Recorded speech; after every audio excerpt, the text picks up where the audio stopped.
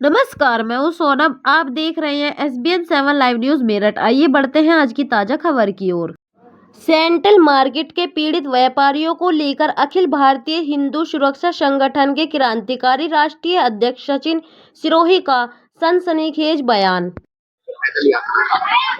सचिन सिरोही, राष्ट्रीय अध्यक्ष अखिल भारतीय हिंदू सुरक्षा संगठन मेरठ से। मैंने आह्वान पिछले 3 दिन से कर रखा था, डेट निश्चित नहीं थी। मैंने यहाँ से पैदल यात्रा लेके जा रहा हूँ यहाँ से व्यापारियों के लिए। कोई राजनीति नहीं, कोई मतलब नहीं, हम केवल व्यापारियों की हित की लड़ाई लड़ रहे हैं। हम यहाँ से पैदल यात्रा इसलिए लेके जा रहे हैं कि कोई जनप्रतिनिधि इनकी आवाज को लोकसभा में, ना तो कोई कानून पास लोकसभा में कराने को तैयार है, ना राज्यसभा में। सुप्रीम कोर्ट कानून मांगती है, तो सुप्रीम कोर्ट के आदेश पे बुलडोजर चले, इनकी सील लगी। आज ये घर के बाहर आके पलायन के पोस्टर लगा रखे हैं, पलायन करने को तैयार है। आज ये महिलाएं मातृशक्ति घर के बाहर आके दरी बिछा के धरने बैठ गई। ये धरना 15 तारीख की सुबह की घोषणा करी है मैंने। 15 तारीख की सुबह 10 बजे यहाँ से पैदल यात्रा इन मातृशक्तियों के साथ हम लेके, जो बैनर भी होगा वो भी जो है व्यापारियों का होगा। पहले महिलाएं चलेंगी, फिर उनके बाद हम चलेंगे साथ में। हम यहाँ से दिल्ली तक पैदल यात्रा करेंगे, गृह मंत्री अमित शाह जी के आवास तक, और वहां जाके हम अपना ज्ञापन देंगे। उन्हें ज्ञापन देंगे कि उसमें मांग रहेगी हमारी कि लोकसभा में राज्यसभा बिल लाओ। ये लड़ाई केवल मेरठ की नहीं है, मेरठ पे बुलडोजर नहीं चल रहे, यहाँ पे नहीं, ये पूरे देश की लड़ाई है। प्रतिनिधि राजनीति में आपको पता है, सब लोग केवल अपनी रोटियां सेकते हैं। वोटों की वोट मांगने आएंगे, लेकिन जब जनता की समस्या होगी तब नहीं खड़े होंगे, तब वो अपने घरों में बैठ जाएंगे। इसीलिए जन आक्रोश, ये आज जो आप देख रहे हो जन आक्रोश, ये केवल जनप्रतिनिधियों की देन है। अगर वो आ जाते 5 व्यापारियों को ले जाके अमित शाह जी की टेबल पे बिठा देते, बात करा देते, इनकी बिल आ जाता। ये बात ही नहीं पहुंचाना चाहते, ना मोदी जी के सामने, ना अमित शाह जी के सामने, ना राष्ट्रपति जी के सामने।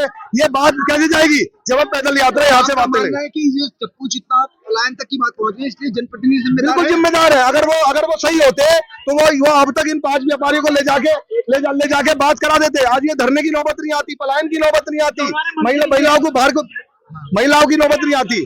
मैं तो ये कह रहा हूँ कि मैं जो पैदल यात्रा लेके जा रहा हूँ, कानून बनेगा, पूरे देश के लिए बनेगा, पूरे देश के लिए राज्यसभा में बनेगा, लोकसभा में बनेगा।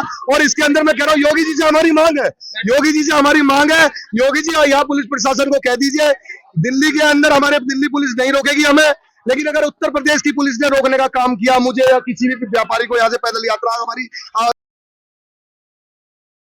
आज मेरठ दिनांक 11 अप्रैल 2026 दिन शनिवार को अखिल भारतीय हिंदू सुरक्षा संगठन के राष्ट्रीय अध्यक्ष श्री सचिन सिरोही ने कहा कि वह 15 अप्रैल 2026 दिन बुधवार को मेरठ के सेंट्रल मार्केट के पीड़ित व्यापारियों के अधिकारों की सुरक्षा के लिए और उनके रोजगार रोटी को बचाने के लिए मेरठ से पीड़ित व्यापारियों के साथ दिल्ली अमित शाह जी के निवास कार्यालय तक पैदल मार्च करेंगे, जिसमें उनके साथ व्यापारियों के साथ साथ भारी संख्या में महिलाएं भी होंगी। उनका कहना है कि उन्हें यह कदम इसलिए उठाना पड़ रहा है, अभी तक केंद्र सरकार या स्थानीय जनप्रतिनिधियों द्वारा किसी तरह का कोई भी इस सेंट्रल मार्केट के ध्वस्तीकरण के संदर्भ में कोई भी लोकसभा में या राज्यसभा में कानून के लिए प्रस्ताव या विधेयक पास नहीं कराया गया, क्योंकि माननीय सुप्रीम कोर्ट को कानून की आवश्यकता होती है और नए विधायक के द्वारा कानून बिना लोकसभा और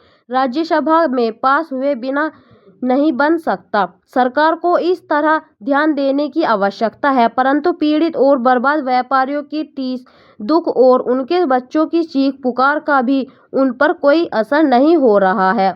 अब समस्त व्यापारी मजबूर होकर दिल्ली तक पैदल मार्च के द्वारा पहुंचकर माननीय गृह मंत्री श्री अमित शाह जी के समक्ष व्यापारियों के उजड़ते व्यापारी रोजी रोटी की समस्या से संबंधित समाधान हेतु प्रस्ताव रखेंगे।